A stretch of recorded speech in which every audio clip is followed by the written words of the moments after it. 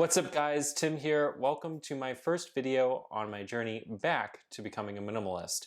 If you saw my last video, you know that I quit my job to get back to the basics in my life, to do the things that make me happy. So I thought, what better way than to just dive right in. Since my last video, I've sold all my worldly possessions, save for a few basic necessities. I now wake up every morning while it's still dark outside so that I can beat the sun and be more productive. I sleep on the ground to really connect with my ancestors. No, my distant ancestors. Then, like any good minimalist, I make my coffee for the day.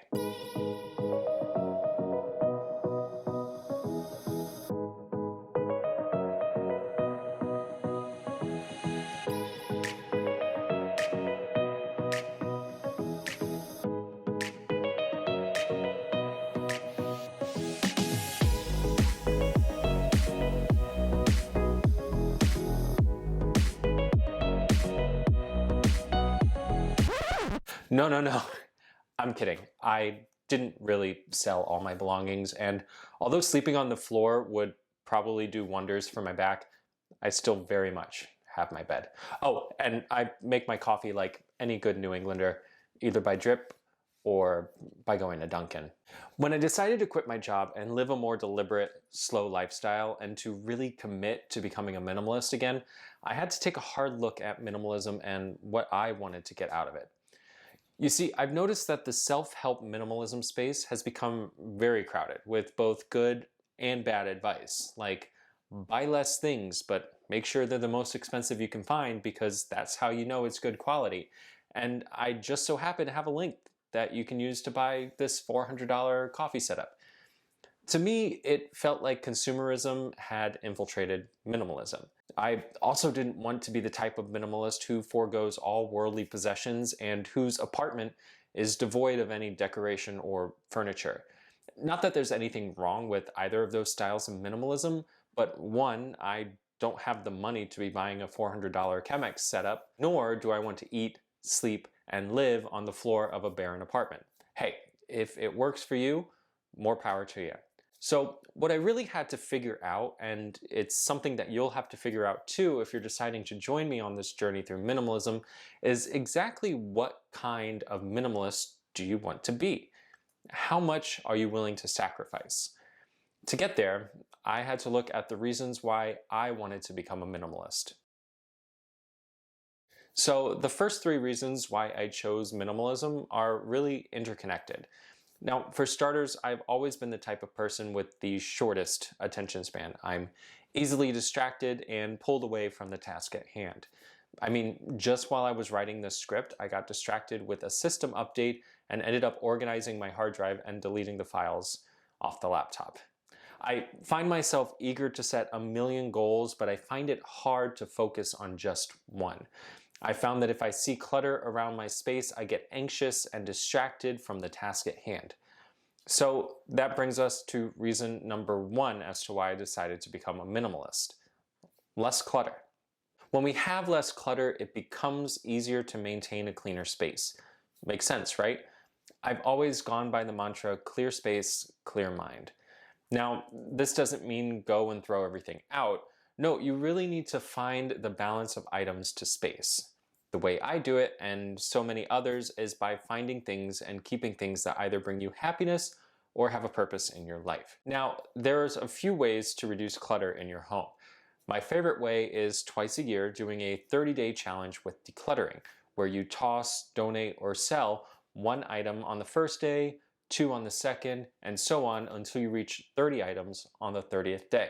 Now, this could be anything from papers to trinkets. The point is reducing the number of items in your home, in turn reducing the clutter. I'll be doing my own 30-day challenge videos here on the channel, so make sure you like and subscribe and hit that bell notification so you're alerted every time I post a video. 2, less stress. Like I said, this is really intertwined with reason one. I find that when my surroundings are cluttered, I get distracted and stressed out. If I get to my desk and there's a stack of papers, I stress out and become less productive because I'm either having to go through the papers and file or toss them, or I'm staring at a stack of papers all day. With a clear space, I gain a sense of purposefulness that helps me enjoy my surroundings and time. When you're disorganized, you're less productive. And when you're less productive, you're wasting time, which leads us to reason number 3. It saves you time. The most valuable resource we have as humans is our time. What and who we spend it with impacts our overall happiness. One of the things I really enjoy as a minimalist is the less amount of time I spend cleaning. Since I'm more intentional with what I keep, I'm able to find what I need easier and in turn can put things away and clean faster. One place where I've noticed time savings is getting ready in the morning. I've adopted a capsule wardrobe, which consists of a few items of clothing that all work together, reducing the amount of time I spend trying to decide what I want to wear each day, and it reduces the amount of space my clothes take up. And don't even get me started on the time savings when it comes to doing laundry. I'm also a big believer in decision fatigue, so being able to not think about my outfit for the day really keeps me sharp, as it's 1 or 2 fewer decisions that I have to make. 4, more money. The biggest benefit I think I can get out of minimalism is saving money. It's really a simple idea. By being intentional with my purchases, I'm not buying as much, therefore I'm saving money. But it actually goes deeper than that. By spending less money on the accumulation of things that don't serve a purpose or spark joy, I have more money to spend on experiences, things that will live with me forever in my memories, versus things that are sentimental and have no purpose other than to spark a memory. I find that I'm scrolling through my pictures more than picking up items I've purchased on my travels. My pictures live on my cloud or my walls versus taking up space on a shelf or in a drawer. 5, eco-friendly. Now, here's another easy one. The less we buy, the less we waste. When you're not going out chasing the latest fast fashion trend and buying the latest gadgets, you're keeping that stuff out of the landfills. And when an item has outlived its usefulness, you should look into recycling, donating, or selling those items if possible, so that someone else can get some use out of it. 6, happiness.